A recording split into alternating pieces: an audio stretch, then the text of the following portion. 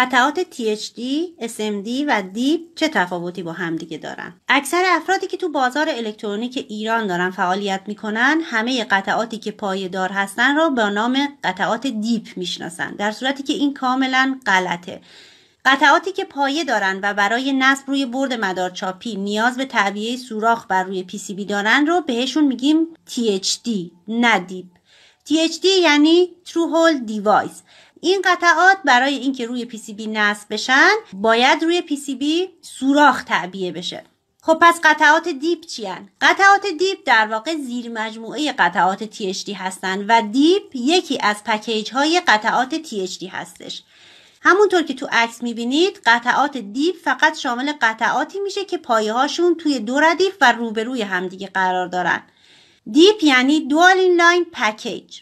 و اما قطعات SMD، قطعاتی که برای نصب شدن روی برد مدارچاپی نیازی به تعبیه سوراخ ندارن و بر روی سطح PCB نصب میشن، بهشون میگیم SMD. SMD یعنی Surface Mount Device. همه این قطعاتی که اینجا میبینید روی سطح PCB نصب میشن.